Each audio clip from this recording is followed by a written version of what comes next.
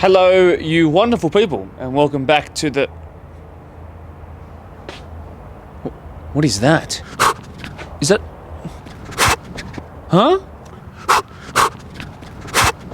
Hello, welcome back to the Blacktown Football Hour podcast. This is episode number 1000 subscriber special.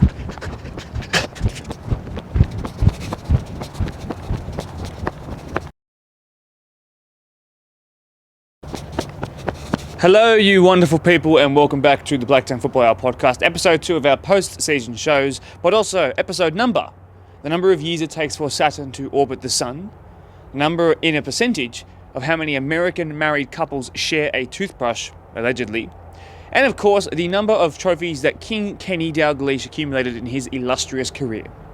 Episode number 29 of the Blacktown Football Hour podcast. My name is Mark DePoli. Thank you for 1,000 subscribers, in case you didn't get the memo already. Thank you for being here as well. We've got a banger of an episode. I'm glad you are here to witness it. Let's cue the intro music.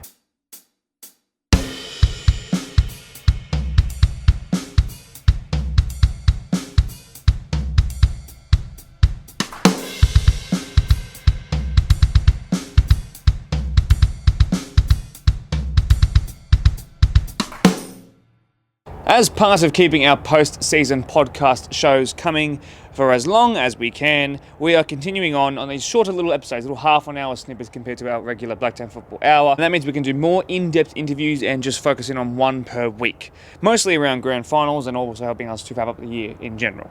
So I hope you can appreciate that. There are still, in fact, games going on at the moment. Yes, indeed, Champion of Champions is rearing its big, beautiful head, and it's that time of the year once again. If you feel like you need a footballing fix close to home, you can come to Blacktown Football Park to watch the 14s from Quakers or Tigers, who were on the podcast a couple of months ago, the 15s Prospect and 17s Prospect boys, and the Marion Premier League 21s are all here from BFP at 9am, 10:15, 11:45, and of course, I've forgotten the last one, 1:30 this Sunday, right here. As you will have seen, the reason for the yellow thumbnail is in fact because of Rooty Hill Football Club, who have given us one of the greatest, honestly, one of the greatest league title run-ins and grand final stories I've ever had the pleasure of witnessing, not just in my time of Blacktown football, but football anywhere. It's been a pleasure. This is a really cool interview. I think it's very wholesome, and I'm very appreciative that those guys were willing to give me some time post-season to chat about what's been, I'm sure, a very draining mentally and physical season on them. So the fact that they were able to bring themselves up and G themselves up to come here, can't complain. I'll see you at the end of the episode. Today I welcome the champions of the Men's 21 Division 2 competition. This crop of Rooty Hill players have been growing as a group year on year, and I'm really pleased to say that this is the team who really embody what it means to be a community football team. Good mates, good football, and lots of celebrations, I'm sure, this year as well. Welcome back to the show, Reese, Ali, Adam, and also Jordan. Welcome here for your first time as well. Thanks all very much for coming here on a random Wednesday night, but I do really appreciate it. Just on behalf of the group, thanks for being here. That's all right. Well done. Now, we're going to unpack everything that's happened since the last time these guys are on the podcast. There have been a bunch of games, all of them just as important as the previous one. We're here to dissect each and every one of those games and basically get to the grand final, which was probably one of, if not the best and showpiece grand final in terms of the actual game itself, a 7-goal thriller. So let's go through that from right where we kicked off. So obviously, Reese, I'll give you the microphone, which you already have, which is great. You had the pleasure of kicking us off last time. You get that privilege once again. Both yourself and Lords, your sort of eternal rivals this season, you were going down to goal difference, at least it was, with 2 rounds to go. You both win your last 2 rounds. You also beat Marion 16-0 on the final day. Are you aware of how close it ended up being when it comes to goal difference? Well, if I'm being honest, Mark, I don't think you can get much closer than that. 1 goal in it. But no, like seriously, once we went off air, like last time we were on podcast, like I won't lie to myself, for that whole time leading up to that, I was like, look, I'll be lucky if we get 10 goals in that game. 16's like, it's a bit of a reach, like we can all be honest, but like, we went into the second half, I think we were up 10-0, second half. Oh, like at the start of this first half, yeah, we were up 10-0.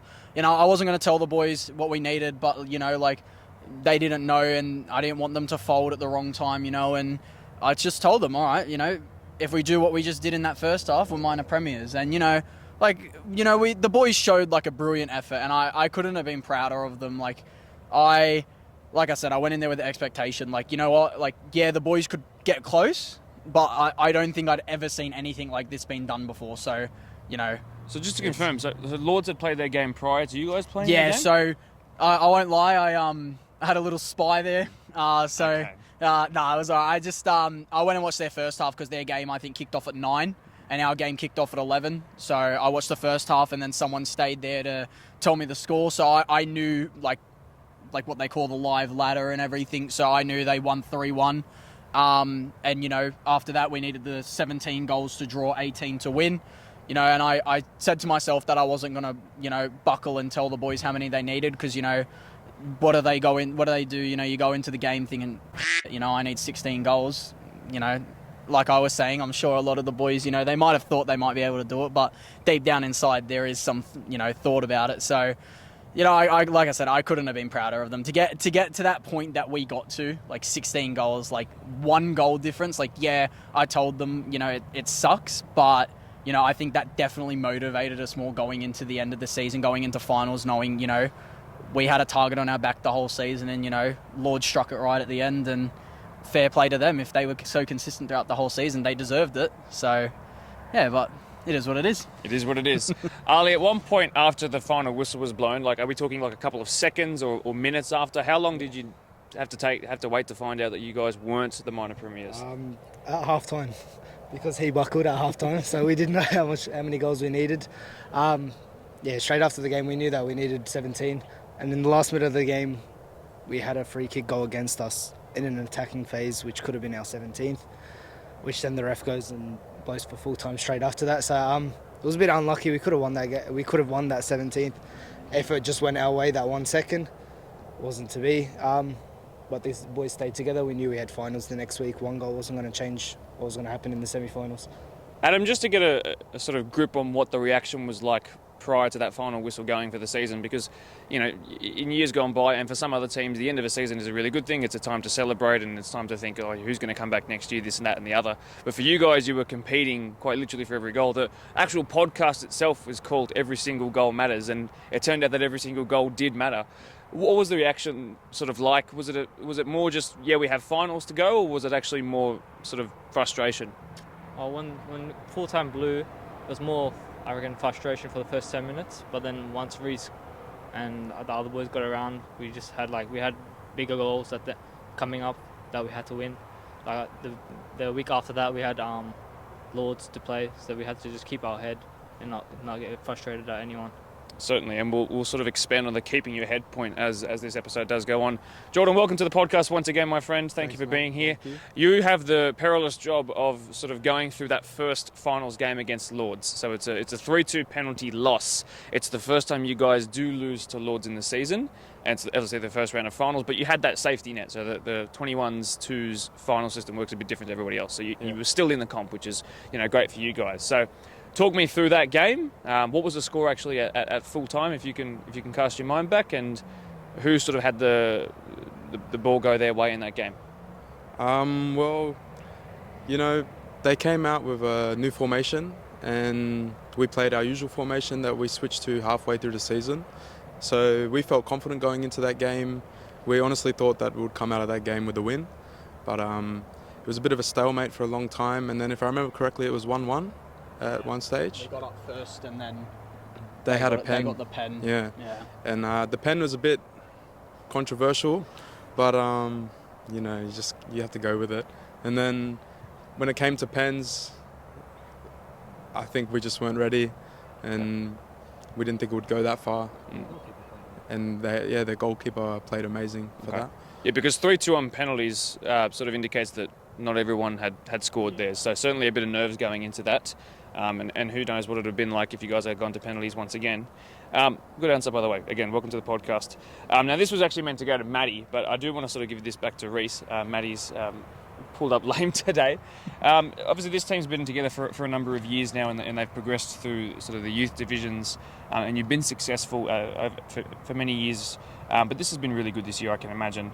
So I just want to know, sort of, across those 2 weeks, to lose the premiership on the final day, to lose an automatic ticket into the grand final qualifier on the week after, that's 2 really massive blows back to back. and that could derail a lot of teams, but not you guys. So, what do you think sort of helped you overcome it when you did have to play at Glenwood at the second grand final qualifier? And were you ever sort of not thinking that you might not make it? It's a tough one because, like, I think going into that game against Glenwood, like, we had nothing to lose. That we knew that game was do or die.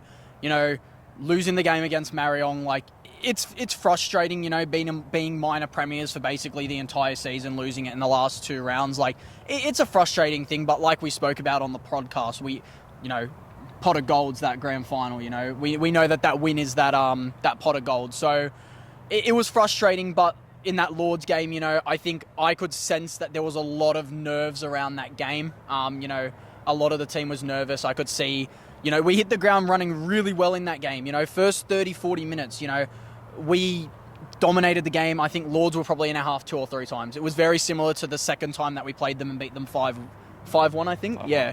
You know, it was very similar to that game. And then I think we got a bit frustrated with we went up 1-0, and then I think we got a bit frustrated with ourselves, you know. We've noticed that a lot of teams play a bit more defensive against us, and, you know, frustration builds up. You know the go. So, losing that game, the boys just lost their head, and, you know, I think going into that game we knew, okay, you lose, it's not the end of the world. We've got a game, which should never be the mindset, but, you know, that's very hard to, you know, get them out of their heads. So, going into that Glenwood game, we knew we had a draw and a loss to them. So, you know, what's the worst that could happen? So I just told the boys, look, it's do or die. Like, I had to really try and get behind them, though, after the loss to, losing by 1 goal, the minor premiership, you know, losing to Lords. I had to really get behind the boys, you know, to really uplift them. But I think after that draw, after the loss to Lords, in the final, like, I kind of just took a step back and let the boys, you know, get themselves up together. And I think that game where we won 4-0, that was our best game we played all season, you know. So I couldn't be prouder. So if you haven't actually tuned into the very first episode that we did with these guys, I think it was about 6 episodes ago. The thumbnail is the 2 logos of Lords and Rooty Hill. If you would like to go watch it back, I'll pin it here as well. But what you might not know if you didn't watch that is that Reese here is actually of the same age as these guys. Like, the only reason he is the coach is because he suffered an injury towards the start of the season, and he took it upon himself to lead the boys from, you know, the technical area. So to have the ability to step back and sort of not make it all about him is quite commendable. So once again, I'm very, very impressed with what I'm hearing. Ali, I'll get you to grab that microphone.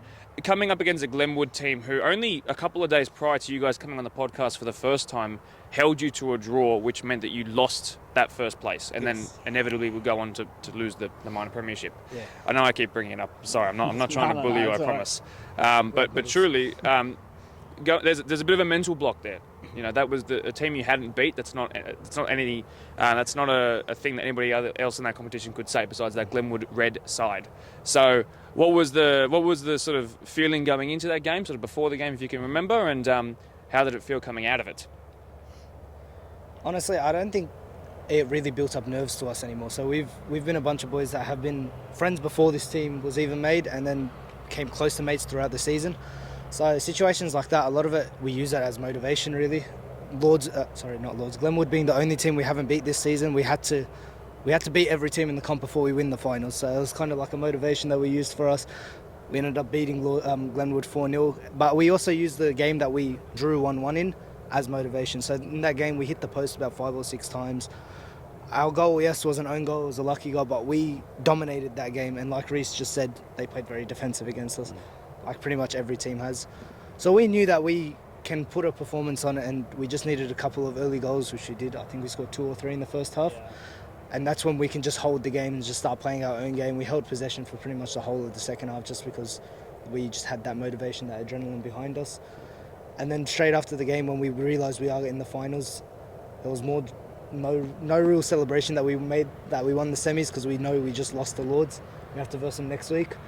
We really saved our celebrations for the Lords game, but that Glenwood game, we had we used it all as motivation rather than nervousness. All of us went to the game quite calmly and quite happy to be there and play our game. There you go. Job's not finished. Certainly the mentality coming out of that one.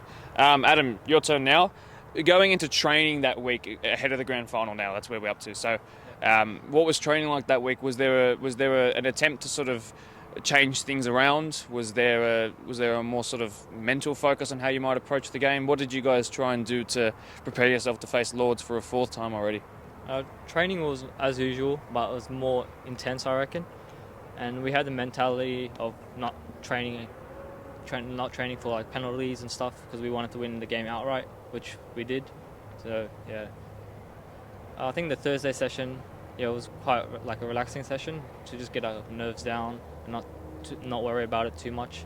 But yeah, it was just relaxing. Perfect.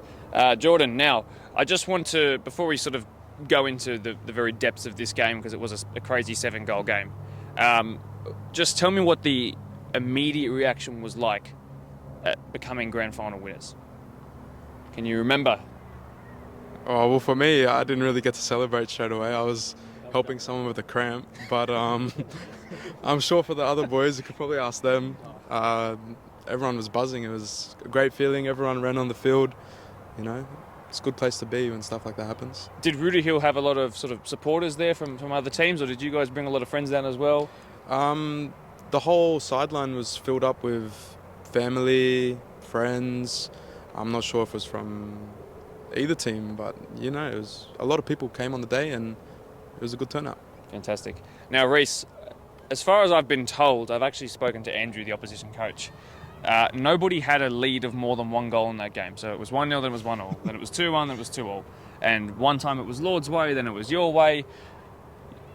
It finally gets to 3-3, then you guys take the lead and you hold on to it. So tell me, around what minute was your 4th goal scored? And how did you go about actually shutting up shop after that?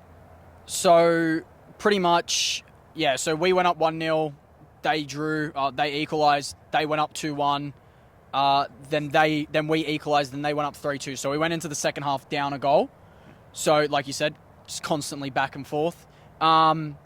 And you know, I said to the boys at half time, you know, the formation that we were playing just wasn't working. Like they said, I changed formation halfway through the season to help try and, you know, break down these teams that are playing a lot more defensive against us. But in that game, Lords were definitely attacking a bit more, you know, because it's a grand final. What do you have to lose? And, you know, it worked for them. They managed to get 3 goals past us, which is the most, I think, probably equal most the team has ever done, like, honest, in the season. So, you know, and we went back to what we normally play, which is just a 4-3-3 with a holding, you know, and I think if I'm not mistaken, that second half, they probably had 1 or 2 shots. Like, we scored pretty early, I think, into the second half. Yeah, Ali scored a free kick like 10 minutes in to equalise 3-3, and then we scored a corner, I'd say around the 80th minute. And then that's when I was like, all right, shut up shop. I did some changes, played, you know, 5 back, 2 holdings, you know, Jose Mourinho parked the bus. Yeah. And, you know, it didn't even feel like, when I did that, I said to them how long's left, and they said, you know, 10 minutes with added time. I probably made the changes around with 5 minutes to go, and before I know it, I ask again how long's left, and they say 20 seconds. I'm like, you're not even lying right now. And next thing you know, that whistle goes, and that's the most relieved I think I've ever been in a grand final. When you win a grand final, I'm sort of asking all the teams that I get on over the next couple of weeks in these shorter podcast episodes, but when you come on, when that final whistle goes and you run on the field, or do you hug someone on the sideline? Do you turn around and look at your family? What was your reaction as the coach? Where did you go? Do you remember? In circles? I went and gave Matt a hug. You know, told him, you know, we dedicated that win to his old man, who unfortunately, you know, we lost, and he was a very valuable member of our club. So, you know, we made sure I dedicated that win to Rob. And, you know, like just after that, I just couldn't believe it. I took a minute actually to just stay there, and I saw like all the spectators running, you know, everyone came on the field, you know, friends, family, going to their players. You know, I just took a minute to step back and just soak everything in, and I still couldn't believe it. I basically had an emotional breakdown because I couldn't believe what I just witnessed. I think one of the boys asked me what my heart rate get up to, and I got it up to 200 beats per minute, so almost my max heart rate. So that was a bit scary, but you know, like it was just such a beautiful moment. I think probably one of my best, if not the best, grand final I've been a part of, and I wasn't even on the field for it. So, you know, it was a beautiful moment that lives in my head rent free. So good. I'm sure it will for a long time too. It's only been 3 weeks. Exactly. Ali, a free kick, my friend. Talk me through that. You practice a lot after training? No. We didn't really practice. We more practiced like the basic set pieces, crossing from free kicks, corners, just crossing in general from open play. Just normal free kicks. I think it's more just about like happens in the moment. Like I could have taken it because I was on the field that moment. If I wasn't on the field, another one of our players could have taken it, could have put it in the exact same spot I did. It just really happened, kind of. It was a keeper mistake that ended up making it go in after the free kick. It was from far away, but yeah, it kind of took a moment for us to realise that the ball went in, and then everyone just started running. I'm not sure what really happened in that moment. I just started running in circles, waiting for people to catch me. Eventually someone did catch me, don't know who. But yeah, I think once we calmed down, we realised it was 3-3. A lot of our fans were now excited. Their fans were a lot more quiet, which kind of motivated us again, because we do like to play with emotions. We do like to mess around with people sometimes, just because it kind of gives us some motivation. Then we needed that one more goal in about half an hour to do it. So we just kept on playing a game and kept on pushing using the momentum that we got from it. Adam, in terms of the sort of sporting rivalry that you guys and Lords have formed this year, obviously they were top and finished first, but you guys have beaten them twice. Then we have an automatic grand final qualifier. They then finally get a first win over you. Then you beat them in the big dance. I'm not going to sort of sit here and talk about, you know, what's the rivalry been like, but has it been a joy to have a team that's gone neck and neck with you guys all year? Oh, in the first two games during the regular season, we didn't see them as a threat. But then once we realised they were catching up on the leaderboard, we realised, oh, they're really consistent now. They're not conceding much goals. I think they found their momentum towards the end of the season, where we got stagnated a little bit. But then coming to that first semi-final against them, there was a bit of nerves, I would say, because in that game we had a bit of a delay in our game that really pushed our confidence a bit low and stuff. But after that game, winning that second semi, there was only one result that we wanted in that final, and it was the win. Absolutely. Yeah. Jordan, to wrap us up, the very last question. Just take one more step in, just in case you're out of the frame. I don't want you to have your moment ruined by being half on. Talk to me about season 2023 in terms of, you know, some of the lessons you might have learnt, or some of the best memories you've had, obviously outside of a grand final win and helping a guy with a cramp. What have you sort of learned about yourself and your friends this year? Well, I actually came back to the club this year, and you know, I didn't think I was going to get as close to the team as I did, and I would say we're kind of like a little family now, which is good. And we're all looking forward to next season. We want to go higher up in our competition, and other than that, you know, we're trying to convince this guy that he should stay coach and not play. That's a big thing, and yeah, that's about it, really. Absolutely, I love it. It's been a pleasure, boys, to follow this, particularly for the last sort of. I was really tracking your competition from about 2 or 3 weeks prior to first getting you guys on. It's been a pleasure to watch it, and checking it on Monday mornings when I hit my desk and seeing what the results were has really been awesome. And to see the grand final go the way it did and give the crowd 7 goals to cheer was fantastic. Thank you, and to Lords for watching this, and for the entire 21's comp, Glenwood as well for making it interesting there too. You've given us a great comp this year, and I can't wait for the footage to finally come through. Jordan, Adam, to Ali, to Reese, and of course the 2 boys who are here supporting us, security or fan crowd, whatever they want to call themselves. It's been a pleasure to have you on, and thanks very much. Thanks for that, Mom. Appreciate it. Well done. Wow. A league title split by a single goal, a grand final which really captured the imagination and I'm sure had hearts and mouths throughout the entire 90 minutes. 4 meetings between Lords and Rooty Hill. What more can you ask for? I just hope we get the same sort of rivalry next year when those 2 teams come back and rejoin the 21-2s. Speaking of that competition, of course, it's been a pleasure to follow it this year. So thanks to all of those teams for giving us a really great showing. Oh yeah, so as part of the 1,000 subscriber special, I gave you guys the option to send in some questions for a cheeky Q&A. I got one question, and it was a really good one. Messi or Ronaldo, I got asked. BDSFA guy, Messi or Ronaldo? My answer is John Carew. Thank you to Goofy Doofy XYZ. It's a good question. I also actually got asked when the grand finals will be getting uploaded, not just for the Q&A, but just in general. So I need to edit all 60 grand finals, put a team sheet at the front of it, and also put the FIFA sort of intro music over that too, the walkout music. It's going to take a pretty decent amount of time. just bear with me. Once again, my heartfelt thank you for helping us reach 1,000 subscribers. We're already well on the way to going towards 1,500. Very, very, very appreciative as a representative of the BDSFA. Thank you very, very much. Just to give you a preview of next week's episode for those who are still sticking around, thank you for getting the retention percentages up. Quakers Hill Tigers broke some records this year by being the only team to ever have 18 teams in grand finals, and they won a whole lot of them too. We got one of those winners to come on and talk about their season as a whole and what it means to be one of the best teams that Quakers Hill have produced. So, stick around next week. But until then, cue the outro music.